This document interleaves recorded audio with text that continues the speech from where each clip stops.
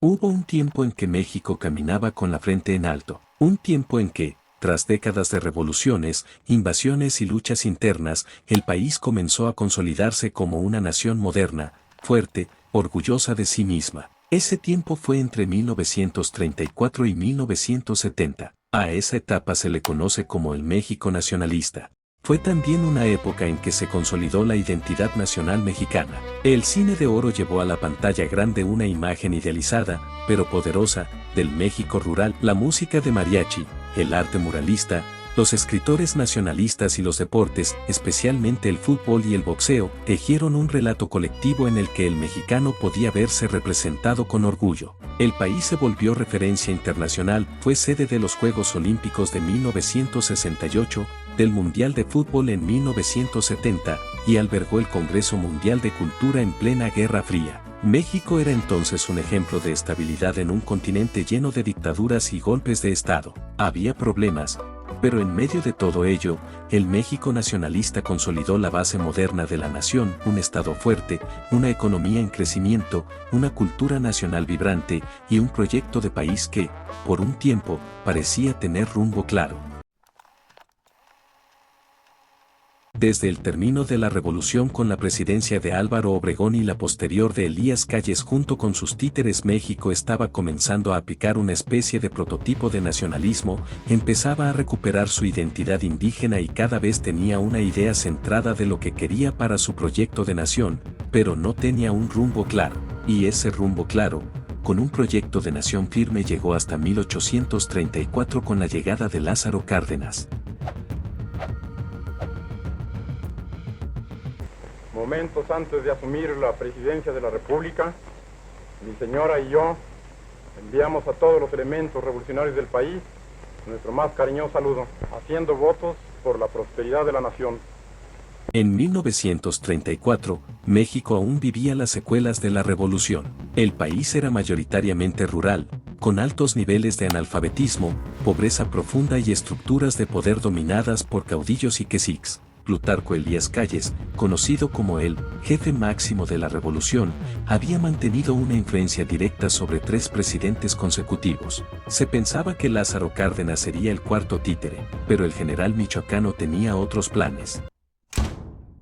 Durante sus primeros 2 años, Cárdenas mantuvo un perfil bajo, pero tomó decisiones clave para ganar autonomía. Visitó pueblos, escuchó a obreros, caminó entre campesinos. Calles no tardó en notar su independencia. En 1936, en una jugada política decisiva, Cárdenas exilió a Calles del país junto con sus aliados. Fue el fin del maximato. A partir de ese momento, Cárdenas gobernó con plena autoridad.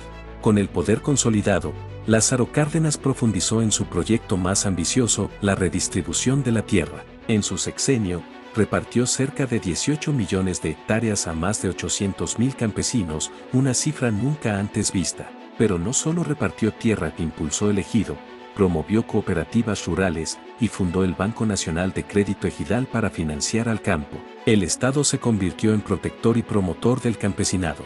En paralelo, Cárdenas transformó el sistema educativo. Se impulsó una educación socialista que priorizaba la formación científica, técnica y humanista, orientada a las clases populares. Se crearon escuelas rurales, normales para maestros, y centros culturales. El maestro rural se convirtió en una figura clave del México cardenista. Educaba, organizaba y despertaba conciencia. En 1936, Lázaro Cárdenas daba un nuevo paso para transformar a México desde sus cimientos. Mientras impulsaba la justicia social y la soberanía económica, también entendía que el país necesitaba formar a sus propios ingenieros, científicos y técnicos. Así nació el Instituto Politécnico Nacional. No era solo una escuela. El IPN fue concebido como un proyecto nacionalista, una institución para educar a las clases trabajadoras, para que el conocimiento técnico y científico dejara de ser privilegio de las élites. Sus primeras sedes se instalaron en edificios tomados del antiguo régimen, pero su misión miraba al futuro, formar al México industrial que Cárdenas soñaba.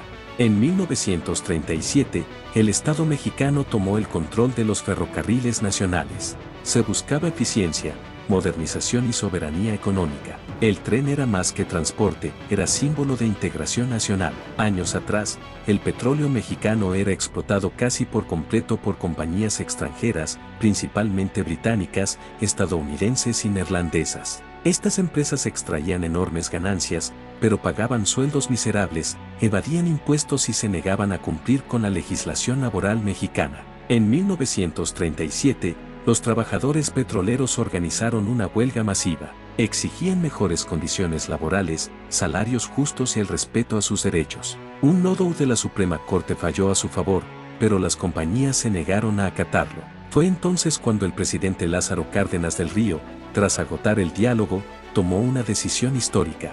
El 18 de marzo de 1938, México vivió uno de los momentos más simbólicos de su historia moderna. Tras una larga disputa con empresas extranjeras, Cárdenas decretó la expropiación del petróleo y su nacionalización. La medida generó un rechazo internacional, pero dentro del país despertó una ola de apoyo popular. Ciudadanos donaron joyas, gallinas, lo que tuvieran, para respaldar al Estado. Nacía Petróleos Mexicanos, Pemex. Durante su gobierno se fortalecieron las organizaciones populares. Cárdenas impulsó la fundación de la Confederación de Trabajadores de México, CTM, y la Confederación Nacional Campesina, CNC, que darían estructura al nuevo Estado posrevolucionario. Estas organizaciones fueron integradas al Partido de la Revolución Mexicana, antecedente del PRI, que se reestructuró en sectores obrero, campesino, militar y popular. A finales ya de su gobierno, entre 1937 y 1939, estalló la Guerra Civil Española. Cárdenas se convirtió en uno de los pocos líderes mundiales en abrir sus puertas a los refugiados republicanos. Más de 20.000 llegaron a México, médicos, filósofos, escritores, arquitectos, científicos. Ese mismo año, 1939, Cárdenas impulsó la fundación del Instituto Nacional de Antropología e Historia, INA. Su objetivo era claro: proteger, estudiar y difundir el vasto legado arqueológico, antropológico e histórico de México. Fue un acto político y cultural reivindicar el pasado indígena, rescatar el patrimonio nacional y consolidar una identidad propia, alejada del eurocentrismo que durante siglos había despreciado lo originario. Durante el cardenismo también se forjó la identidad nacional moderna. Comenzaba el auge del cine de oro mexicano, con películas que exaltaban lo rural, lo revolucionario y lo indígena. Al mismo tiempo, los murales de Diego Rivera, David Alfaro Siqueiros y José Clemente Orozco narraban la historia del pueblo en paredes públicas. El nacionalismo cultural se consolidaba también en la música popular, los corridos y el mariachi. Cárdenas terminó su mandato en 1940, no se reeligió, no se enriqueció, y tampoco buscó el poder tras bambalinas. Entregó el país más justo, más educado, más soberano que como lo recibió. Su legado es profundo: un Estado fuerte, una identidad nacional sólida y una ciudadanía con mayor conciencia social. Lázaro Cárdenas no solo gobernó, transformó. Aprovecho la ocasión que me dan ustedes para expresar mi agradecimiento al señor Wallace, que en nombre del pueblo americano me hace el honor de concurrir, así como a los demás representantes hermanos de la América Latina que concurren al acto de la transmisión del poder que realiza el pueblo mexicano. El 1 de diciembre de 1940, México abría un nuevo capítulo. Tras 6 años de profundos cambios sociales con Lázaro Cárdenas, el país volvía la mirada hacia la modernización y la conciliación. Manuel Ávila Camacho, militar veracruzano, asumía la presidencia en medio de tensiones internas y amenazas globales. Europa estaba en guerra, y Estados Unidos pronto se vería involucrado. El mundo se estremecía, y México también se preparaba para cambiar. Ávila Camacho se presentaba como un hombre prudente, conciliador. Su lema era claro: unidad nacional. Mientras Lázaro Cárdenas había profundizado la reforma social, Ávila Camacho buscó el equilibrio. Suprimió el carácter socialista de la educación, que había causado fuertes tensiones con sectores conservadores, especialmente la Iglesia Católica. Buscó la reconciliación, respetó la propiedad privada y se alejó de los discursos revolucionarios más radicales. Yesterday, December 7th, 1941, a date which will live in infamy, the United States of America was suddenly and deliberately attacked by naval and air forces of the Empire of Japan. En 1941, Japón atacó Pearl Harbor y Estados Unidos entró a la Segunda Guerra Mundial. Un año después, en 1942, submarinos alemanes hundieron dos barcos petroleros mexicanos, el Potrero del Llano y el Faja de Oro. México declaró la guerra al Eje. Fue la única nación latinoamericana en enviar tropas al frente. El Escuadrón 201, integrado por pilotos mexicanos, combatió en Filipinas bajo mando estadounidense. Mientras tanto, el país se convertía en un engranaje clave del esfuerzo industrial aliado. La guerra trajo consigo una transformación sin precedentes. Se disparó la demanda de materias primas, bienes de consumo y productos industriales. México inició un proceso de industrialización acelerada. Se impulsó la industria siderúrgica, química, textil y alimentaria. El gobierno promovió inversiones, modernizó caminos, fortaleció los ferrocarriles y adoptó una política de sustitución de importaciones. Comenzaba así lo que más adelante se conocería como el milagro mexicano, décadas de crecimiento sostenido con un modelo económico proteccionista.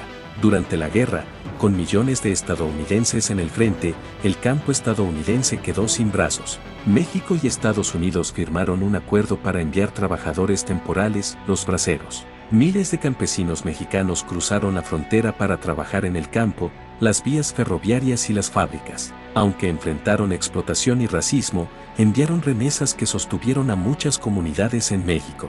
En medio del crecimiento económico, Ávila Camacho no olvidó el compromiso social. En 1943, fundó el Instituto Mexicano del Seguro Social, IMSS, una de las instituciones más importantes del México moderno. El IMSS ofrecía por primera vez atención médica, seguro de invalidez, jubilación y maternidad para los trabajadores urbanos. Fue el inicio de un sistema de protección social que cambiaría la vida de millones de mexicanos. Aunque ya no socialista, la educación siguió siendo prioridad. Se crearon más escuelas rurales, se fortaleció la formación de maestros y se impulsaron campañas de alfabetización. Además, se promovió el civismo y el nacionalismo en las aulas. La historia patria, los símbolos nacionales y la disciplina escolar se convirtieron en ejes de la enseñanza. Mientras el mundo se desangraba en los campos de batalla, México vivía un florecimiento cultural. Era la época dorada del cine nacional, con películas que exaltaban el amor, la identidad y la lucha social. Pedro Infante, Jorge Negrete, María Félix y Dolores del Río se volvieron íconos de una nación en transformación. El mariachi, los boleros y la música ranchera acompañaban el espíritu de un pueblo que se reinventaba. En 1946, Ávila Camacho organizó elecciones para elegir a su sucesor. Por primera vez, el partido oficial cambió de nombre y se convirtió en el Partido Revolucionario Institucional, el PRI.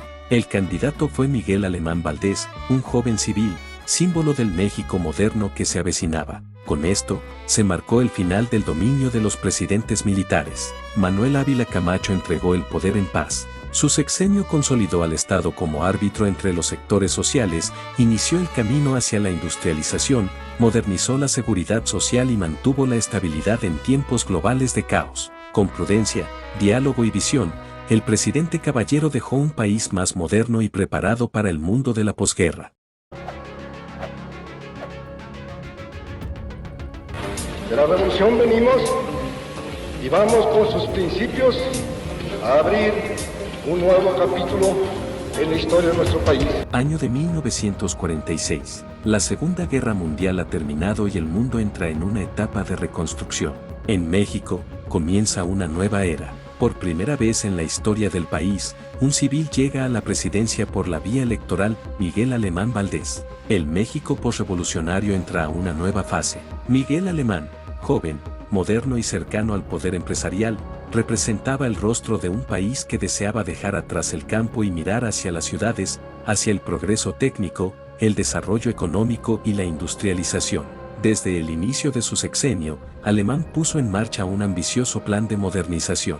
Su proyecto era claro: convertir a México en un país industrial, competitivo y urbano. Para ello, impulsó lo que él mismo llamaría el desarrollo estabilizador, una política centrada en el crecimiento económico sostenido mediante inversión pública, fomento a la iniciativa privada y estabilidad financiera. Uno de los pilares de esta transformación fue la infraestructura. El país vivió una auténtica explosión de obras públicas, se construyeron carreteras, presas, hospitales, escuelas, edificios públicos, además de que se construyeron importantes obras como el Aeropuerto Internacional de la Ciudad de México y el Auditorio Nacional, pero la obra más emblemática de su sexenio fue sin duda la Ciudad Universitaria, la sede central de la Universidad Nacional Autónoma de México, cuya construcción comenzó en 1950. Este complejo no solo consolidó la educación superior en el país, sino que se convirtió en símbolo del Nuevo México, moderno, ilustrado y urbano. El papel del Instituto Politécnico Nacional como eje de la formación técnica y científica, al tiempo que se fortaleció la red nacional de escuelas normales y se fundaron nuevas instituciones de enseñanza media y superior. El gobierno de Alemán impulsó la electrificación de zonas rurales, el desarrollo de la industria siderúrgica y la modernización del transporte ferroviario. Además, se expandió el turismo como sector estratégico, construyéndose carreteras hacia las playas y fomentando destinos como Acapulco, que empezaba a convertirse en el emblema del turismo de élite y escaparate del México moderno ante el mundo. En el plano internacional, México mantenía una relación estrecha con Estados Unidos. El modelo económico nacionalista seguía presente, pero ahora adaptado a una lógica capitalista más abierta. Se incentivaron inversiones extranjeras y se fortalecieron los vínculos diplomáticos y comerciales, particularmente en el marco de la posguerra y el inicio de la Guerra Fría. En lo cultural, el sexenio de Miguel Alemán fue un momento brillante. El cine mexicano seguía en su época dorada. Películas como Los Tres García, María Candelaria o Salón México llenaban las salas no solo del país, sino también de América Latina y Europa. Figuras como Pedro Infante, Dolores del Río, Jorge Negrete y María Félix eran íconos de identidad nacional y orgullo cultural. El crecimiento económico del sexenio fue notable, el Producto Interno Bruto creció sostenidamente y surgió una nueva clase media urbana. México comenzaba a cambiar, dejando atrás lentamente la figura del campesino revolucionario y dándole paso al ingeniero, al comerciante, al técnico, al burócrata. El rostro del país se transformaba. Al finalizar su mandato en 1952, Miguel Alemán dejaba un país en plena transición. Su sexenio representó el inicio formal del México moderno, urbano y desarrollista. Aunque aún persistían grandes desigualdades, el camino hacia la modernización ya estaba trazado. Miguel Alemán fue el arquitecto de esa nueva visión, un México que apostaba por la ciencia, la técnica, la infraestructura y la identidad cultural como motores de su futuro. En 1952, México parecía caminar con paso firme hacia la modernidad. Las obras monumentales de los gobiernos anteriores habían transformado el paisaje urbano, pero en medio del brillo del progreso, crecían también las exigencias de justicia y honestidad. Fue en este contexto que Adolfo Ruiz Cortines asumió la presidencia, con una promesa sencilla pero contundente: austeridad, honestidad y responsabilidad.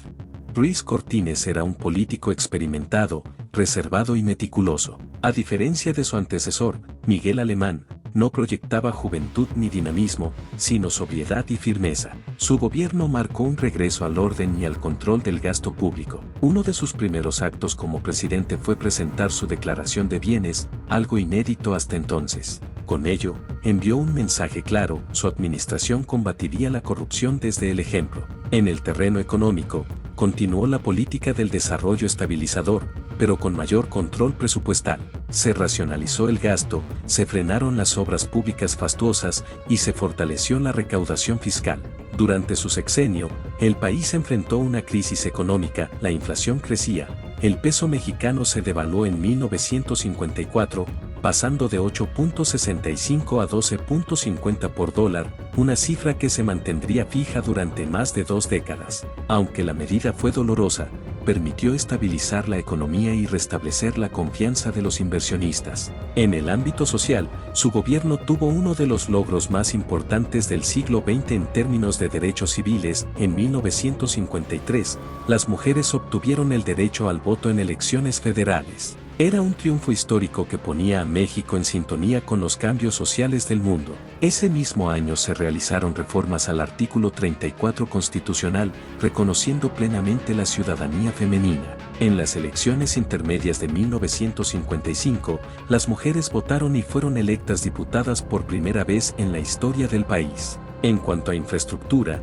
si bien hubo menos obras espectaculares que en el sexenio anterior, sí se construyeron escuelas rurales, caminos intermunicipales y centros de salud, especialmente en zonas marginadas. La educación básica recibió especial atención. Se fortalecieron las campañas contra el analfabetismo y se impulsó la formación técnica y vocacional. Se promovió el libro de texto gratuito, que sería realidad en el sexenio siguiente. Ruiz Cortines también es recordado por su compromiso con la austeridad y el combate a la corrupción.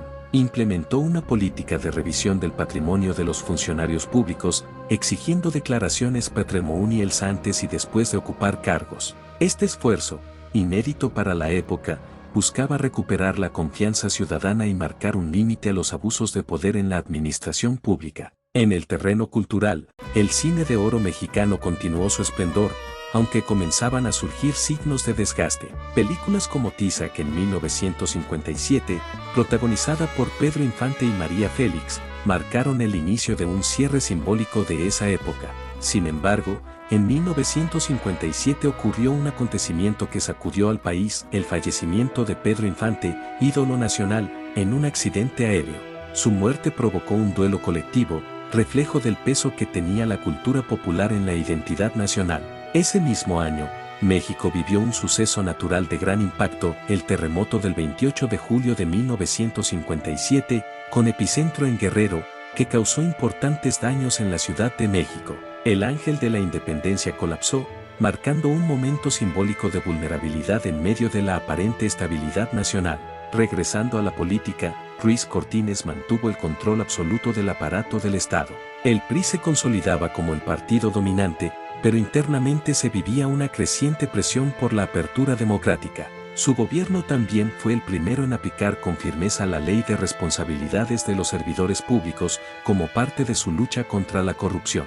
A nivel internacional, México reforzó su neutralidad en el contexto de la Guerra Fría. Se mantuvo como país observador en varios foros internacionales y consolidó su papel como líder moral de América Latina en temas de desarme y paz. En 1958, Adolfo Ruiz Cortines concluyó su mandato sin sobresaltos, entregando el poder a Adolfo López Mateos. Su legado no fue el del esplendor ni el de la propaganda, sino el de la legalidad, el orden y el reconocimiento de derechos largamente postergados. Con Ruiz Cortines, México aprendió que el progreso no siempre necesita espectáculo.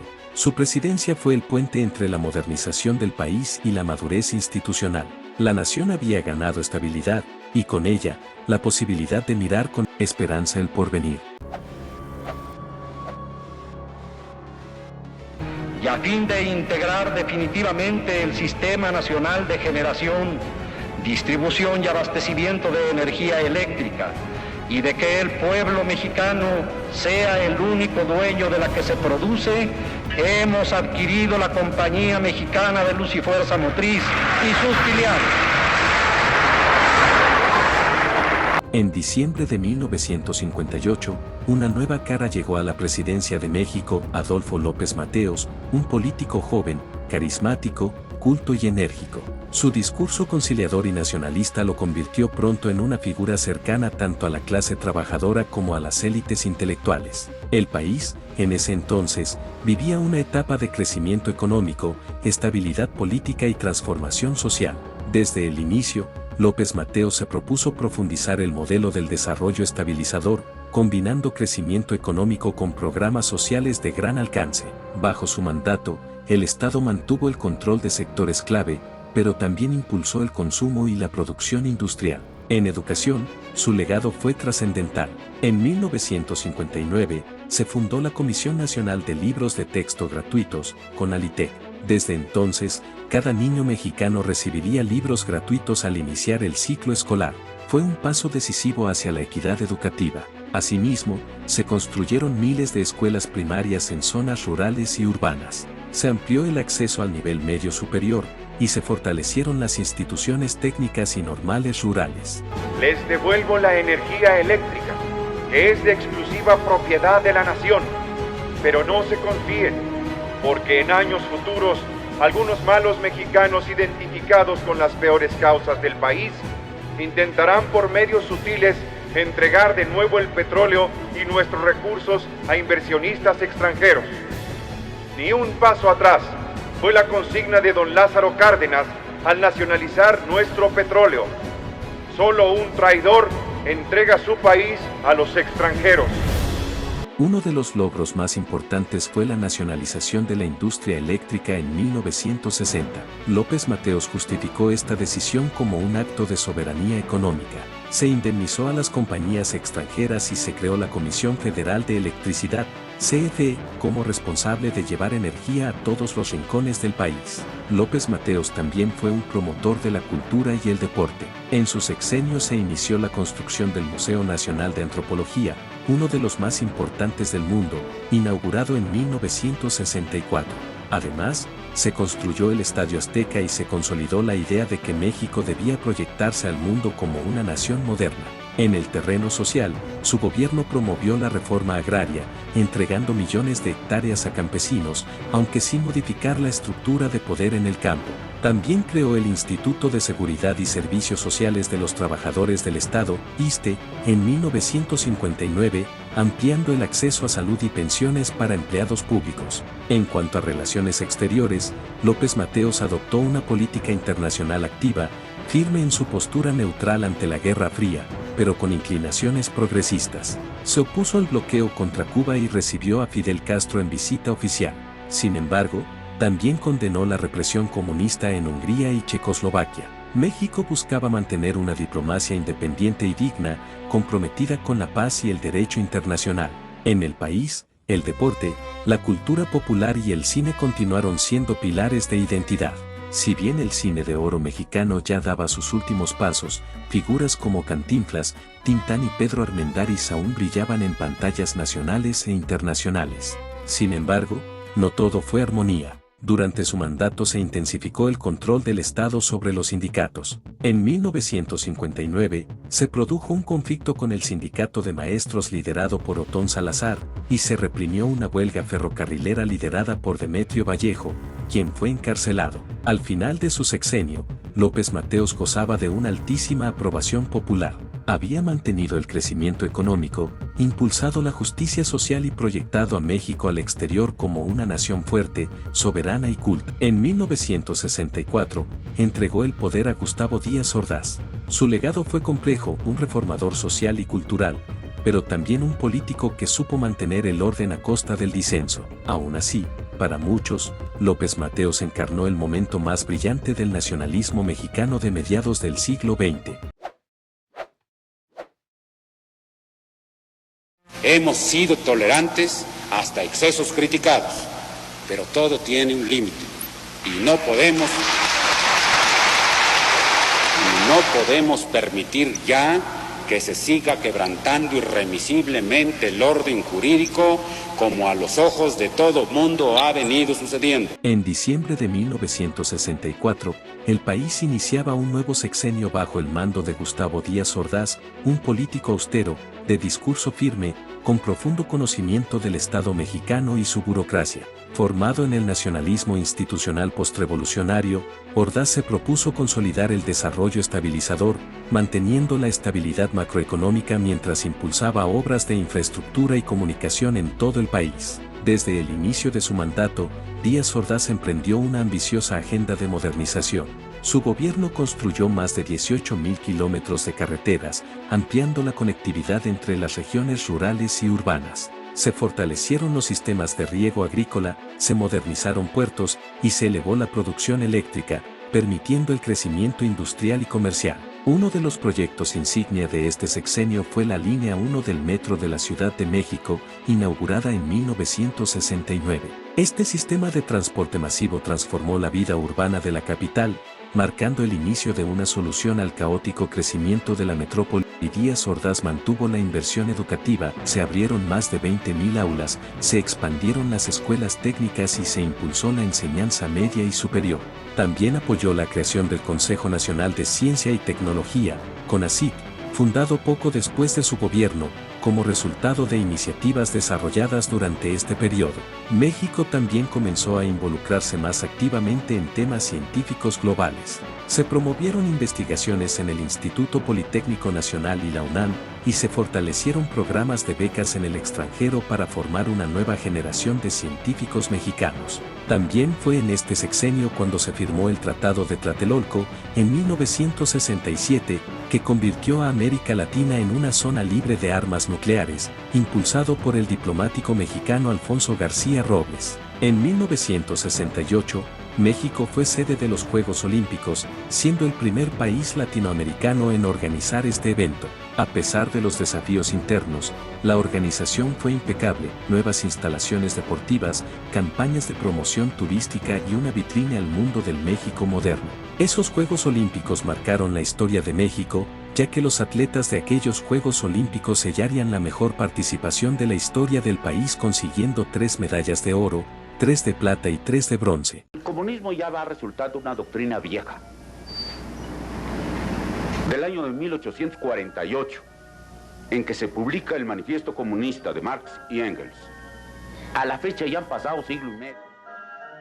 Ya no es pues esa modernidad que los jóvenes toman como una cosa novedosa, es porque no la habían visto antes.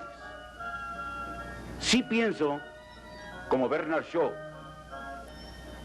que el joven que a los 18 años no es comunista es un tonto, pero el que a los 25 sigue siéndolo es más tonto todavía. Es Bernard Shaw, no yo.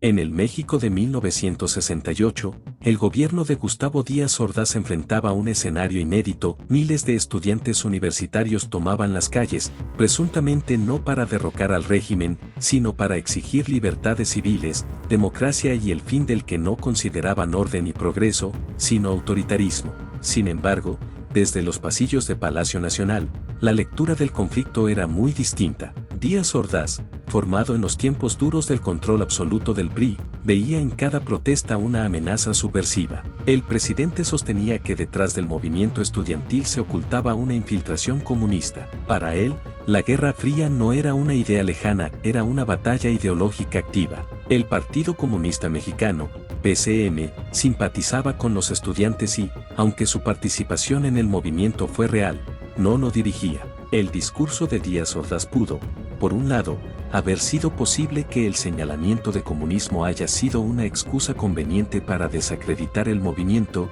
justificar la represión y mantener el control político absoluto. En ese contexto, etiquetar al movimiento como subversivo ante la opinión pública y ante los Estados Unidos servía para mantener el respaldo internacional y evitar la intervención extranjera. Pero por otro lado, la amenaza del comunismo no era irrelevante en ese momento histórico. A finales de los años 60, el comunismo estaba de moda entre sectores estudiantiles e intelectuales en todo el mundo, y en varios países de América Latina ya se habían formado guerrillas marxistas-leninistas. Para Díaz Ordaz, un político profundamente conservador y formado en los principios del Estado autoritario posrevolucionario, el miedo a una desestabilización radical del sistema era real.